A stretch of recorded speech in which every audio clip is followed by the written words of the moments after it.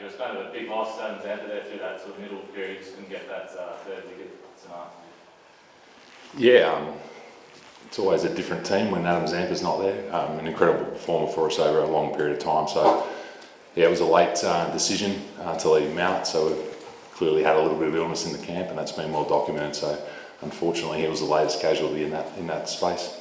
How has sort of the group dealt with the illness and I guess the injuries that's sort of been going through? There's been a lot of sort of moving parts throughout the whole tour. Yeah, I think we've been dealing with them quite well. It's one of those things.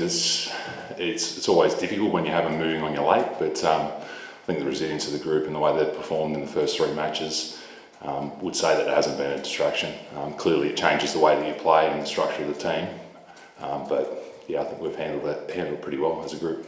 And I guess sort of specifically the injuries of the fast bowlers, I guess those guys who have gone out are guys who would have loved to have seen, sort of like sort of a bit more experience in international cricket across this tour. Yeah, you would. Anytime you design a tour and you've got those people on the plane, you'd like to see them get exposed to international cricket with some of our key members not playing at times, but that's not to be. And I think you get excited about the players that are actually playing. We saw today Aaron Hardy called into the team late. Some critical death hitting there to get us up to a total, which I thought was a fantastic effort as a batting unit. The conditions clearly changed across the course of the day, and we're up against it early, but to manufacture that type of total, and once again Alex Carey backing up from the previous match as well, so there's some real positives in amongst it all.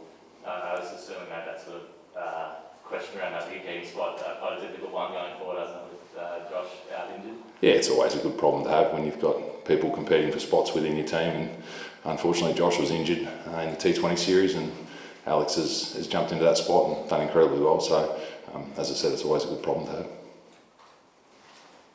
No. Just on that, especially I guess around Alex's batting at the moment, do you see either of them playing as batter only? Yeah, it's always something that we'll consider. If you think back sort of 12 months ago, we had Ingo and Kez in the same team. So it's quite possible, and the way that Alex is batting is very impressive, and summing up the situation, navigating through the middle against spin. He's a quality player, and he's played a lot of international cricket, so the way he's performing isn't a surprise to us. And just the fact that it ends the 14-run winning streak, but that's been an incredibly impressive streak. Where do you think this team sits at the moment, I guess in the cycle with the Champions Trophy too, just around the corner? Yeah, the streak's something that I suppose we didn't speak a lot about, and others spoke for us around that, but it's definitely an incredible run of games to be able to maintain an undefeated sequence like that. Where do I see this team? I see this team evolving with young players coming in.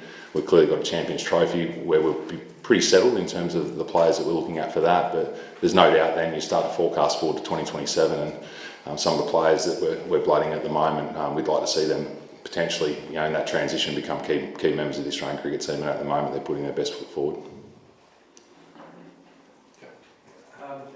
Obviously difficult for you to talk about opposition players midway through a series, but England think they've got a really good one in Harry Brook. Yeah. And that was a pretty special innings. What do you think? Yeah, full credit to Harry today. I think he's an impressive player, and he's going to have a long career for England. He's going to give some headaches over the journey. The way he played, the way he led today, sometimes you've got to take your hat off to the opposition, and this is one of those moments.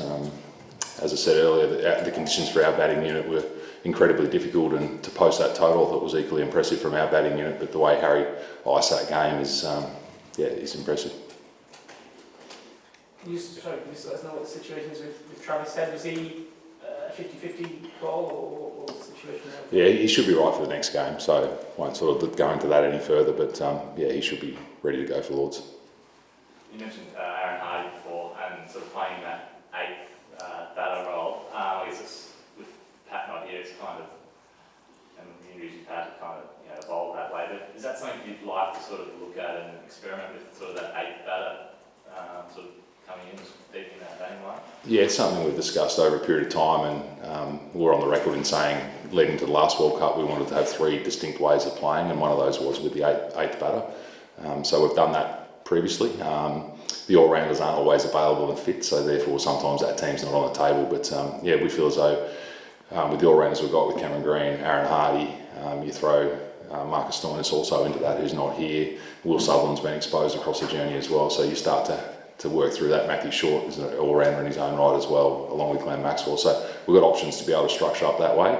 We do like to lean towards the 3 quicks with Adam Zampa, but clearly that's another way of playing, definitely. And we spoke about it yesterday, but sort of he gets a brief chance, with the bat sort of coming in. He's been pretty solid over these last few games. That must be promising going forward. He can sort of fill that role down there. Yeah, definitely. And I think he was rewarded in the position that he was put in through Steve Smith, doing that that grunt work early, along with Mitch Marsh, along with that middle order. So I think that any batting unit is a collective, and that work that was done early allowed obviously Alex Carey and Hards to finish off at the back end. So we like to view it as a collective, but he was definitely impressive today.